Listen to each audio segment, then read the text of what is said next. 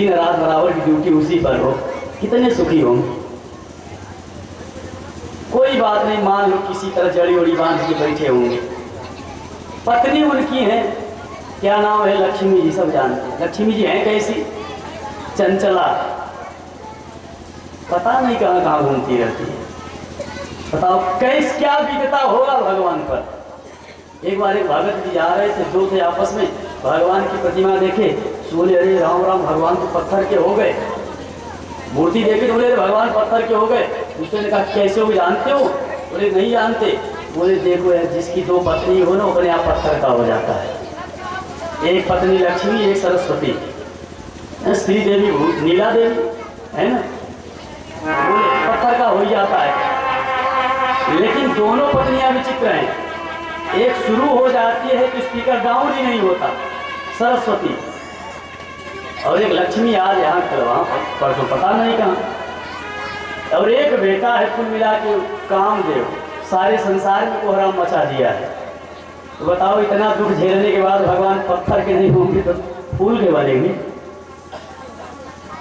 लेकिन ये तो भक्तों ने हंसने के लिए बोला। वस्तुतः भगवान स्वयं कहते हैं अहम भक्त पराधीन हूँ, मैं भी सुखी नहीं हूँ। क्यों? क्योंकि मैं पराधीन हूँ और पराधीन सपने हूँ, सुख नहीं, मैं भी सुखी नहीं। फिर कौन सुखी है? कहते हमसे सुखी तो वो महात्मा लोग हैं जिनके एक इशारे पे मैं वैकुंठ क्या अयोध्या भी छोड़ के भाग जाता हूँ जंगल में, उनके साथ बिताने के लिए। हमसे सुखी वो संत है। बोलिए संत समाज की। गोकर्ण जी यहाँ पर अपने पिताजी को सुंदर वेदांत का उपदेश किए हैं, जिसे भागवत में गोकर्ण गीता कहा गया है। पिताजी अगर सुख चाहिए ना तो वैराग्य ले लो। और वैराग्य कैसा हो? देहस्थैवां सरुधिरे भीमतिं त्यजत्वा जाया सुतादिषु सदा ममतां च पश्यामि जगदिदं क्षणभङ्गनिष्ठा वैराग्यरागरसिको भवभक्तिनिष्ठः अभिमतिं त्वम अभिमतिं त्यज। आप अभिमति यानी मेरा है ये बुद्धि छोड़िए। कहाँ? इस देह से। अरे क्या देह के पीछे पड़ना, इसी देह के लिए न जाने सारा सुख दुख इसी से तो है। इसे छोड़ दो, इससे मोह मत रखो। क्यों? बोले इसकी सच्चाई समझो। यह क्या है? बोले यह एक भवन है। शरीर क्या है? भवन।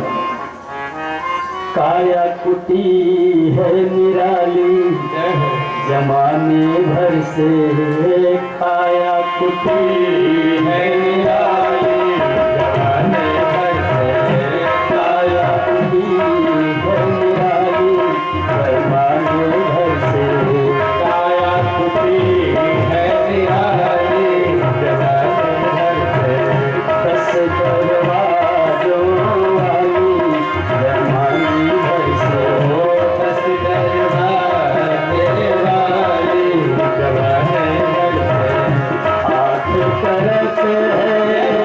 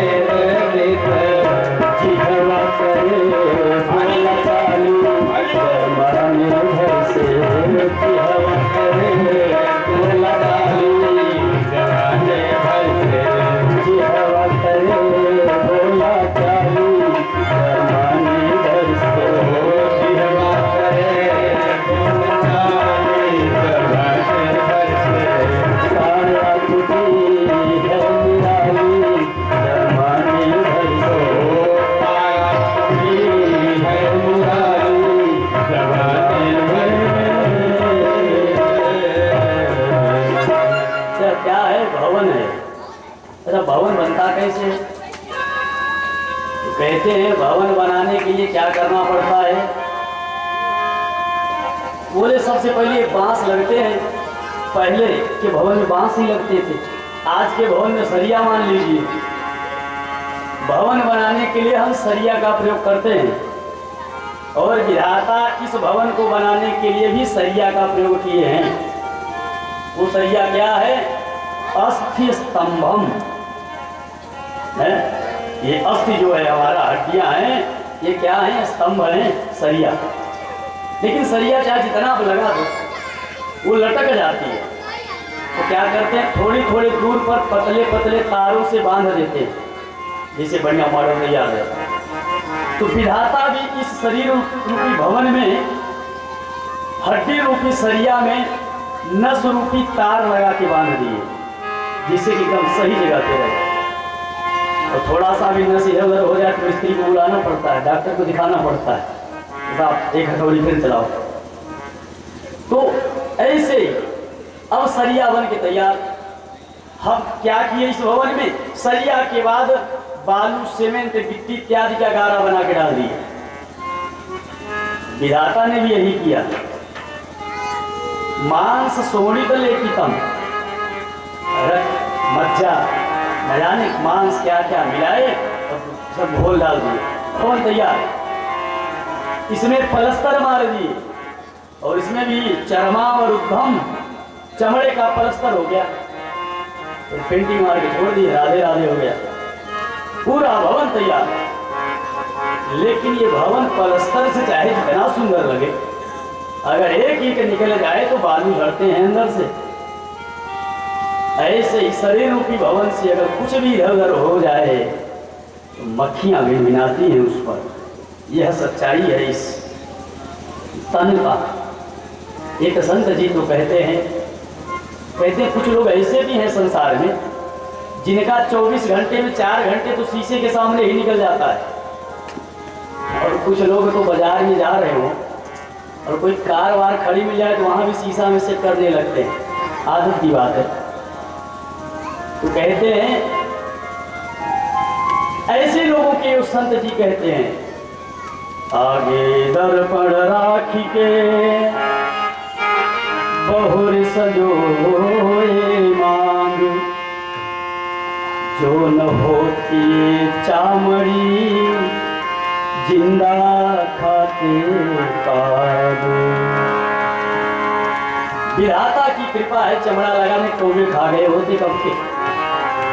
पिताजी शरीर से ममता मिटा दो, और जैसे शरीर से छूटेगा तो सबसे छूट जाएगा।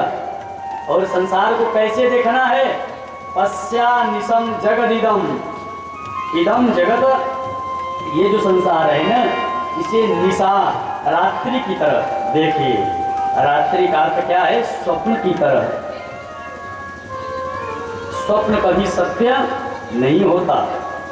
कभी कभी सपने में हम मर जाते हैं फिर भी रोते रहते हैं। कई बार सपना देखे राम राम गोली लग गई हमारे सिर में और सवेरे उठे तो कुछ भी नहीं। ऐसे ही संसार स्वप्न है। और ये स्वप्न का डर कब निकलता है? जब व्यक्ति जग जाता है। और जगना क्या है?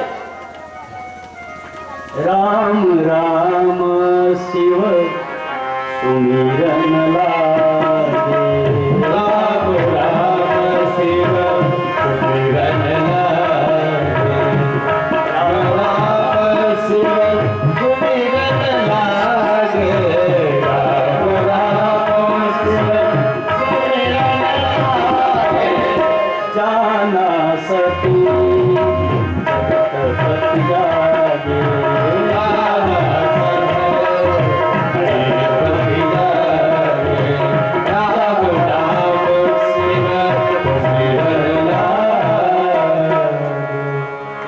जिसके मुंह से भगवान का नाम निकलने लगे समझिए वो जग गया।